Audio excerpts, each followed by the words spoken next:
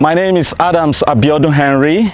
I'm a civil engineer. I represent Ideal Grace Construction Company.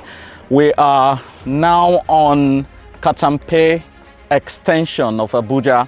This site is known to be Diplomatic Hill Estate. We'll be taking you around on a tour on this site to let you know the work that is ongoing, the infrastructural work that will be taken care of, the building types and every other area of work, the green area as well. So please come with us as we take you on a very wonderful tour this afternoon. Thank you very much.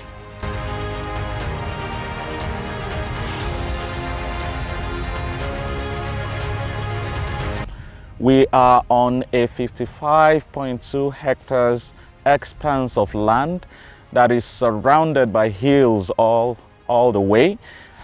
Here we have some ponds that crisscrosses within the estate, and to my back you can see the first line of drains that links all the ponds that crisscrosses, and we would like to take you on a tour this morning so that you can be familiar with the happenings on site, the level of development, the technical aspect of work that has been put in place, and the sizes of the drainages. We have underground drainages, we have the surface drains. All that is done and has to be done on this site will be put through as we go on this tour. Drain A at this section, which takes the pond that's comes down, that is the runoff from the hills around this area. So the drain A, the size of drain A is 2.5 meter by 1.5 meter, 2.5 meter width by 1.5 meter high. That's the size of drain A. In between, we have catch pits and manholes. Eventually, drain A will be covered, and then we will now have catch pits along the line as well as manholes. All this is to serve for the runoff, that is the surface runoff. After compaction, after backfilling, we'll have a level where the roads will be. And at that level, we will now have surface drains. The runoff from the rain as well as from the houses, those are the minor runoff that will be on the site eventually, will drain off into the storm line. These drains that are underground are storm water line. And so the manholes that are evenly distributed in some cases, at some corners, at some bends, we have manholes. All these are to serve and take away the runoff from the filling that will be done. That is, after the filling, we will now have surface drains. These are supposed to serve them adequately. And so we'll go over to the next drain, which is drain B. So at this location, we are at a major catch pit that which serves as the junction for the end of drain A. We have the end of drain A at this point. Our drain D goes along this section and goes way up along this section. This serves as a catch pit that takes the flow from drain D and drain A and then continues with drain B. We labeled this as drain B1, and the size of this drain is 3 meters in width by 2.5 meters in height, which is bigger in size than drain A and drain D. This is to accommodate the flow that is coming from drain A, and drain D then takes it out all the way down. As you can see, this level of catch pit here will serve adequately because we have a 4 meter width by 4 meter width in size of the catch pit. And then the extension of the same will go higher until we get to the road level. You can see the road level where we have the vehicles there. And so this continues all the way with size 3 meter in width by 2.5 meters in height. One of the necessity of having a structure like this is, number one, to serve as an impact energy dissipator.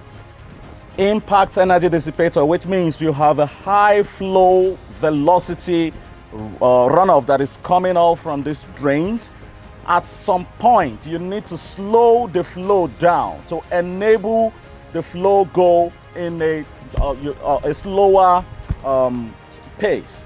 If you don't do that, there might be erosion and scoring at the outlet of the flow. So one of the reasons why we have structures like this is to serve as impact energy dissipator, meaning it will slow down the velocity, the high velocity of flow that is coming all the way from the drainages. And when it gets to this point, because we have that structure installed in this area to slow down the water flow, that is the rate of flow of water, to enable it flow gently away, if not entirely to cut it off, but then to slow it down. Like I mentioned earlier, the reason is for us to not to have erosion and scoring at the outlet. So at intervals, we have structures like this to serve that purpose. All right, here we are. You can see on the sides, you have the higher ground for the laterite, meaning the drain is going to be submerged. And what that means is, as we backfill from this area, we equally backfill from the other area. And what that tells you is we are going to have a drain line all along that is going to be specifically for green area. I repeat, all the drain lines along this area are going to be specifically for green areas. We will not have buildings at some levels away.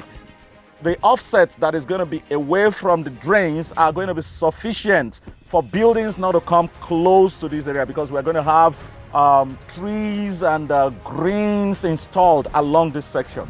So we have adequate green area servicing the entire estate. It runs all through. When we go to the other areas, you will also see the areas that are earmarked for greens. Drain B1 terminates at this point, which is about 477 meters right from where we have the other catch pit. And so this is a bigger catch pit that connects drain B1 to drain B2. Like I said earlier, drain B2 is a double cell culvert of 2.5 meter width by 2.5 meter height. And then we have double cell of it as drain B2. Drain B1 is 3 meter by 2.5 meter high, and it discharges into a 6.5 meter width catch pit by 4.5 meter width catch pit, which is adequate for this section. So all the water that is coming from way up and all the runoff that are going to come from when we finish the surface drains are going to be channeled right inside here and taken away by drain B2. So we have a larger portion of drain B2 collecting water from this area to discharge into the canal. We will get to the point where we'll have the canal eventually. But it is of importance to note that this level here will not go way high up to where we have, because we are, like I reiterated earlier, we have a green area along this section. So we are going to raise all this by backfilling along this section and then increase the height of the catch pit so that it can take directly from the runoff on the surface. At this point, we have the end of drain B2, which is about 37 meters. Drain B2 consists of a double cell, 2.5 meter width by 2.5 meter height, double cell, which terminates at that point. And then from there, we now have a catch pit.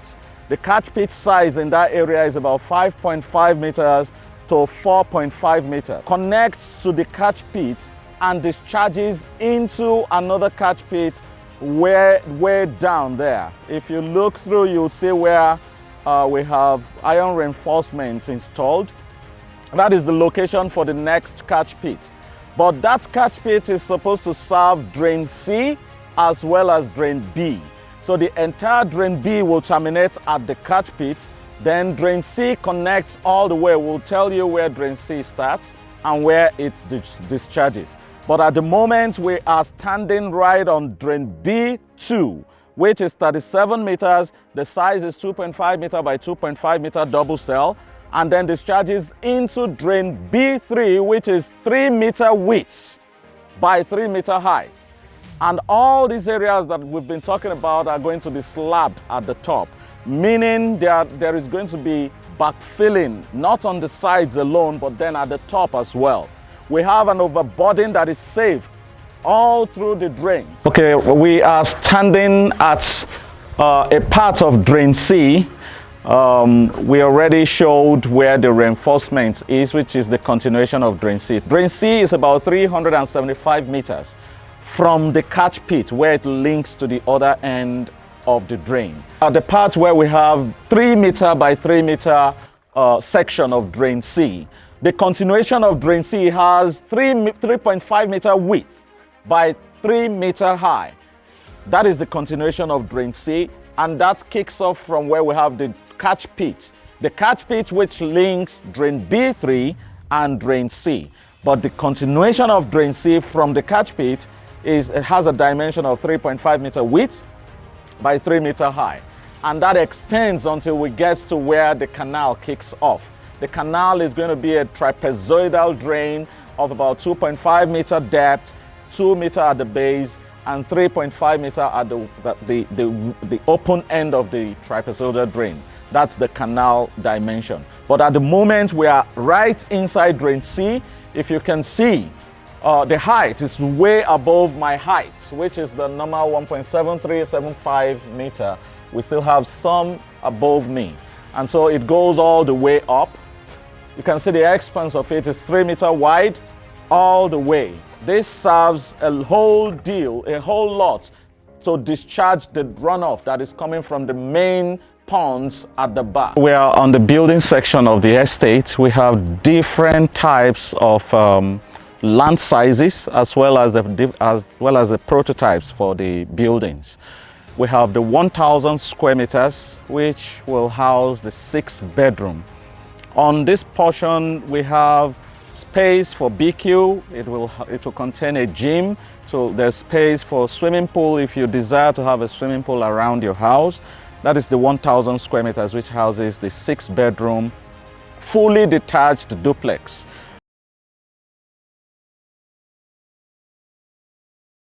We also have the 750 square meters. This houses the 5-bedroom, fully detached building.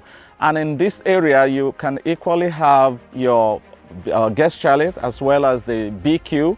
You are at liberty to also have a smaller size of swimming pool. But then it's not going to be as big as you will have, because that of the 1,000 have an extra 250 square meters.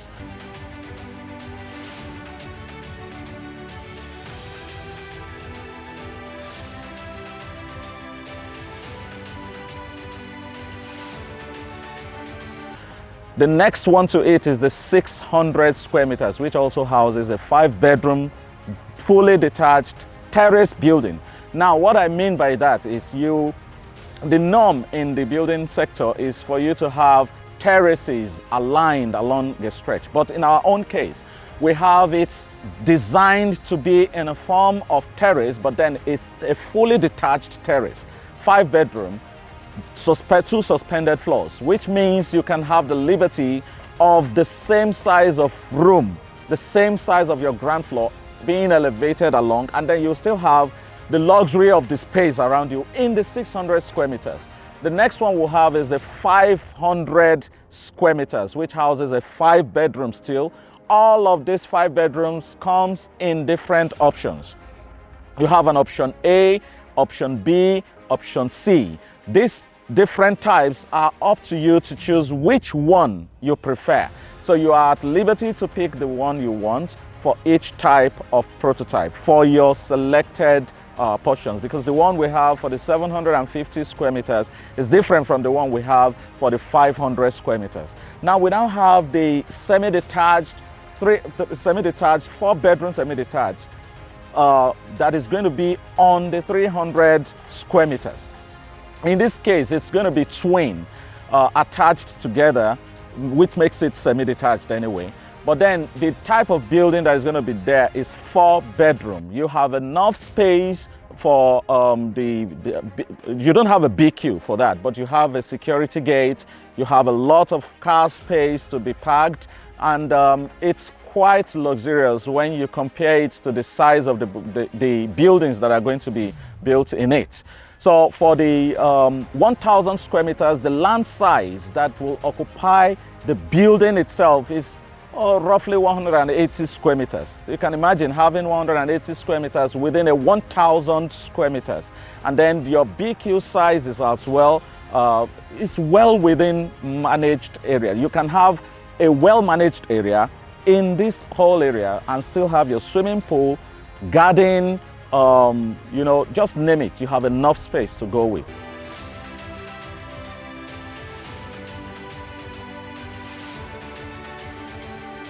My name is Mrs. Chizoba Charity Wakama. I'm the Managing Director of ID Grace Construction Company Limited. We are a real estate company based in Abuja here, the nation's capital. We are in business to provide affordable and quality homes to our clients. I want to take you over to our site at Katampe Extension, Diplomatic Hills, where at the moment massive infrastructure is ongoing in that particular site.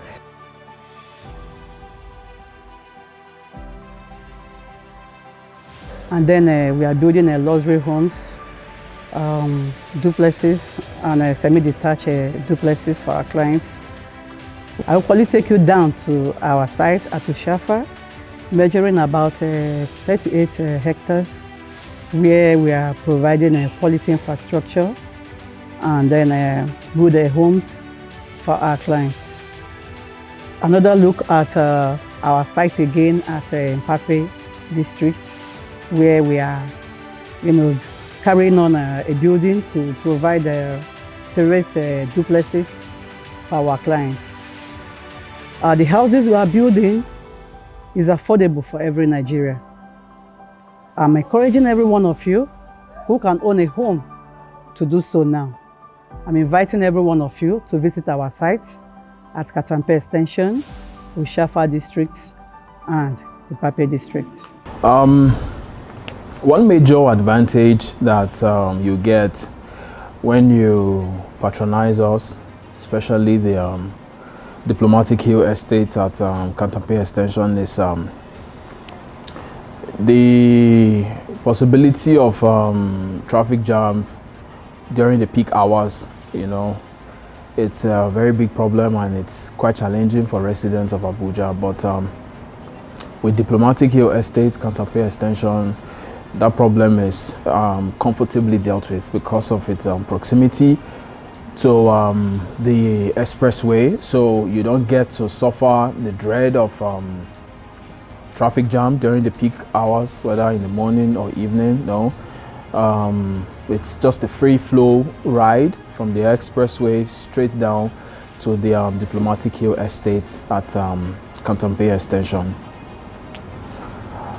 Also, another reason you should partner with us in providing affordable housing in Abuja is our taste for quality and for finesse.